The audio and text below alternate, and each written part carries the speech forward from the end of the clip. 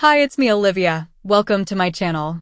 Please subscribe to my channel for interesting stories and visit my Patreon page for early access. Link in the description. Thanks. After a boring month, I was itching for diversion. Booze was out of the question. One drink would be as bad as 10. I knew Bill shared my drinking problem, but he changed the subject whenever I asked what he used to ease his doldrums. After he declined my inquiry the fourth time, I gave up and went venturing out on my own one evening to check out the area's nightlife. I woke up 3 days later in Bill's trailer with a severe Excedrin hangover. Bill made strong caffeine-rich coffee and poured cup after cup of it for me all day long. My hands still shook too bad to hold a cup steady, so he used a travel cup with a trigger on the lid to keep me from spilling more than I drank. I knew that my drinking booze would result in getting me fired. So did Bill. Are you going to report my drinking to the club? That depends on you, Van. I can't hide your alcohol dependency for long. If I try and they find out about it by another means, I'll have a tough time denying I knew anything that I should have passed along in my reports. After all, Van, I do have a responsibility to convey my impressions of your value to the club. You had a drinking problem too, Bill. How do you handle it? I've never seen you take a drink.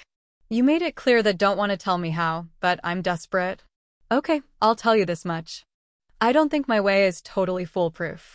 Continued sobriety is not easy. I use a diversionary tactic. If I told you what's involved, you might cause me trouble. You need to develop a plan of your own. Drugs. No way. Drug addiction is worse than alcohol. We don't make the kind of money that would support a drug addiction. In your opinion, what are the world's 3 worst vices? Drinking, gambling, and sex. Why? See? Drugs don't even make it on your list. Besides, it's only an alternate form of the same kind of addiction that alcohol causes. It is a physical and mental grip on you that can't be easily controlled. All it takes is one slip and your firm resolve takes a hike. We can't gamble in our profession, so that leaves. Sex? That's prohibited as well, unless we're married or we're planning to get married. I recall Ben quizzing me about my current sex life. I don't see how my being reluctant to get canned for sexual promiscuity is an issue, Bill. You're a confirmed bachelor. Do you chase loose women to bolster your resistance to drinking?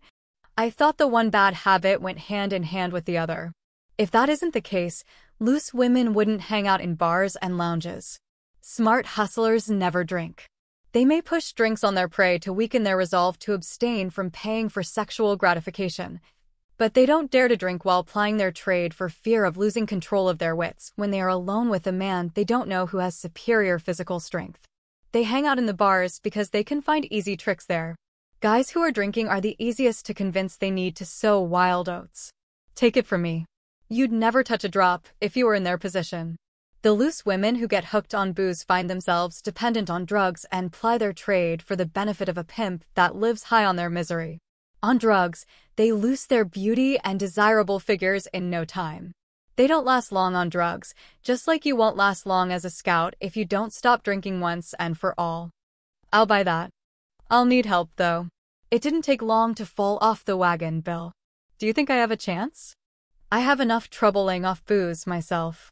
You might not like my cure. Let me be the judge of that, Bill. Tell me how you do it. That's all I ask.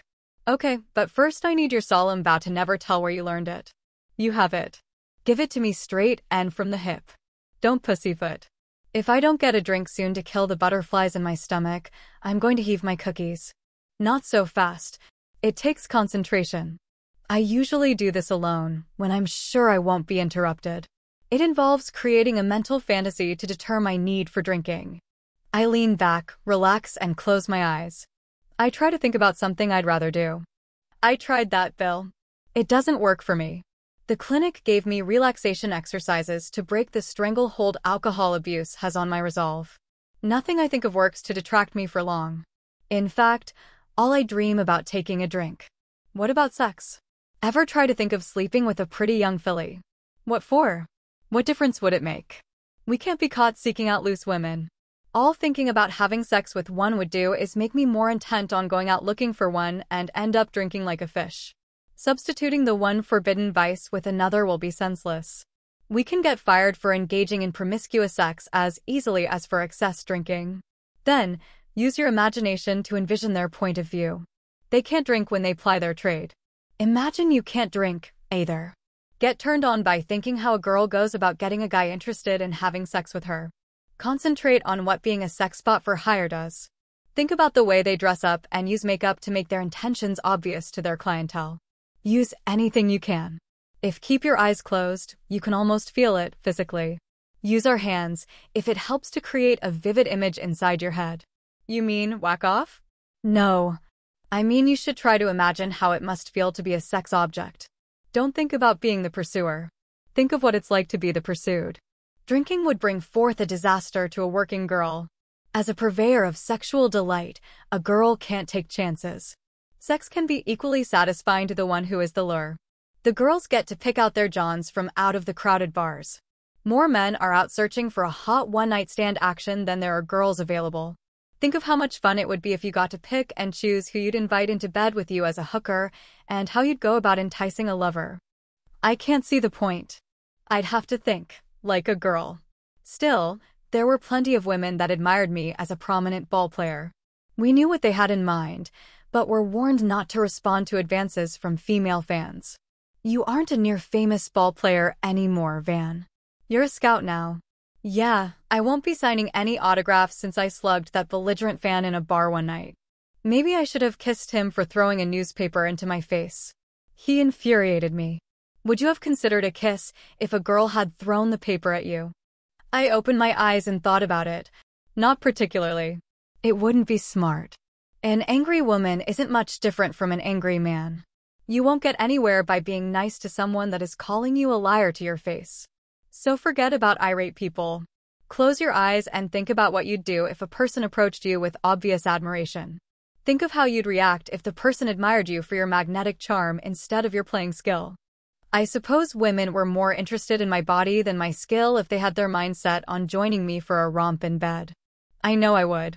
Some kept their gaze riveted to my groin. Some were so cute, I felt twitches of response. I tried to ignore it, but no one was harmed, so I enjoyed being thought of in that way. Now we're getting somewhere. Think of what went through their minds as your firm reaction became more evident to their eyes. Did they get off by seeing the effect they had thought they had on you? I'll bet it did. You didn't have to seduce them for them to enjoy your body. Thinking about it was enough. That's the kind of sexual delight you should use. Did you notice? Your hands have stopped shaking and you're not sweating anymore. Still think you need a drink to keep from blowing chunks? No, I don't. Is that all there is to it? Just think about having casual sex with the willing women that used to approach me after a particularly exciting game. Thinking about having sex as the person who picks and chooses partners that are appealing to you because of their looks, their skills, their stature, their power, whatever turns you on. The best part of imagination is that you can be whoever you want to be. You can imagine being a prominent business owner. What is the most attractive thing to one of them? Is it ravishing beauty, sumptuous lips that can suck a hard ball through a rain gutter, or an ass like a bag full of angry cats trying to get out? What turns a high roller on? You can even imagine being the woman. What would it be like to need a bra to hold up a pair of jugs that men love to suck on? What is having a smooth groin instead of a bulging one like? What would it feel like to not need a solid cup to keep things from flopping around when you run after a ground ball? How great it must feel to be a woman under a man in control of their sex, filling that gap with a raging hard-on that a woman can't get enough of. Wow! Yeah, I get the idea. No holds barred. The best thing about my technique is that you can do it whenever you are alone, when things are quiet. That's when an urge to have a drink is most likely to come to you, when you aren't busy. When the need starts to creep up on you, you can close your eyes, lean back, and have a pleasant dream to forget all about booze. It works for me, Van. I developed a sling of favorite visions I use. Try it on your own. Keep me posted. Sometimes another person's inspiration can help to visualize new alternatives. Remember, these are merely harmless, wild dreams, so you can feel free to improvise. There is no need to restrict them to your present age, sex, occupation, or physical attributes. You can imagine being whatever you'd like to be. I like to think of how life would be on the opposite side of the gender street. In my visions, I'm a fiery redhead with a body to die for. Get out. For the life of me, I couldn't visualize you being a girl. That's what I thought until I watched steamy videotapes to inspire me, instead of the boring replays of games I attended. I got the idea from seeing a knockout in the first row of seats off first base at a game. Every time she jumped to her feet, her boobs did a fantastic show of their own. Since the camera lens was trained on the first baseman, zoomed in for a close-up, she was in clear focus most of the time. Those hot lips are making me hard right now, just thinking about her. You have the tape. It was taken during a playoff game 3 years ago in Cotties. Look for it. Let me know what you think of her. Look, I'm dead on my feet. Think you can manage your way back to your trailer on your own? I'm going to hit the sack van. Stay as long as you'd like and let yourself out. Don't bother to wake me. I'm all right. I'll go right now. You can lock up behind me. I searched for the tape he mentioned as soon as I got to my trailer. She arrived during the 4th inning. She might have been sitting someplace else for the first 3 innings. Ben was right, though. She was an absolutely stunning woman. She held her crimson lips in a wide "oh" whenever she cheered. I couldn't help getting excited when I watched her jumping up and down. What a gorgeous face. Big, lined eyes, deep mysterious pools that promised she would be eager to please her lover in bed. What a body! It looked sculpted. Her tight jeans bulged as if she was poured into them, or they were sewn on. The metallic, strapless bustier appeared to be made of rigid plastic, even though it couldn't be. The cardigan sweater stayed on the bench. She never put it on once. If she did, it would only accent her massive, pendulous breasts. I could swear she waved her cannons at the camera more than once. I was in lust. Who needs booze with someone like her to keep your mind in the gutter? I watched the tape 3 times. By then, I knew where the best parts were, so I fast-forwarded the tape to watch her lips form that big "oh" and move as if she was, well, you know. I leaned back and closed my eyes. How would it feel to look that sexy? Does a pair of knockers like hers stand up on their own when she lays down to accept a lover into her quim, or do they flatten out to the sides? How does she want a man to get her ready for the main event? Does she prefer his lips, fingertips, or teeth? Placed where? I wanted a life-size poster of her on my bedroom wall, the wall shared with the minuscule bathroom. It can't be seen from the front half of the trailer because it faces to the back of the trailer at the foot of the bed. When I pull the bifold door separating the rear half of the trailer from the front half, the small bedroom is quite private. I wanted her to smile down at me in bed at night. I searched the videotape frame by frame for the perfect single frame and stopped the tape when I found one that showed her face clearly with her open mouth amid a cheer. The next day I went to a photography shop that prints out any freeze frames of videos from a television monitor and electronically enhances them to eliminate the fuzziness and resolution lines. It cost me a pretty penny, but the following day, I got the call to pick up my new poster of my dream girl and the original videotape it was taken from. I was eager to get home and kiss her O-shaped open lips, so I took the rolled-up poster inside of a mailing tube from the female store clerk without examining it first. I locked the trailer door behind me from inside and slid the rolled-up poster from its protective mailing tube. I unrolled the poster carefully so as not to wrinkle or crease it.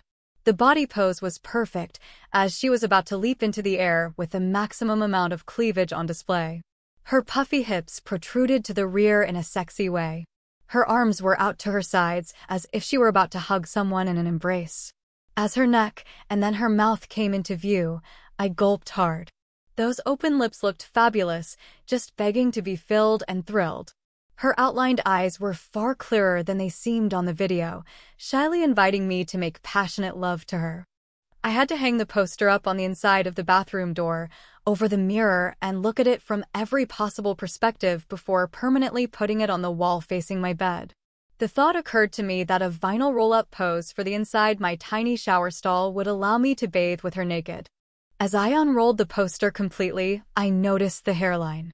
Something wasn't right. I gazed at it for a long time before I realized it was a wig, and was cocked slightly to one side. Not a lot, but just enough to expose the darker hair along one temple. So what? So, she wore a wig. Big deal. She was still one hot tomato.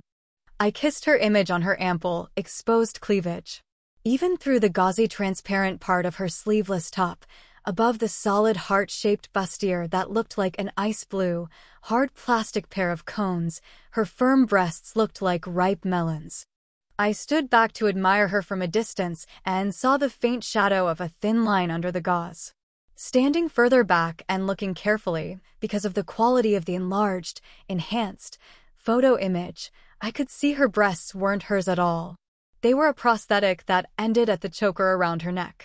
The only telltale sign was the faint line along each shoulder where the gauze ended. Her beauty was enhanced. How dare she tease me with imitation carnal delights? I put the tape into the VCR/TV that was perched on top of the short refrigerator. The refrigerator was situated in front of the trailer's bathroom, closer to the front of the trailer. I grabbed a Coke and the remote control and sat down on the fold-away couch across the front of my trailer.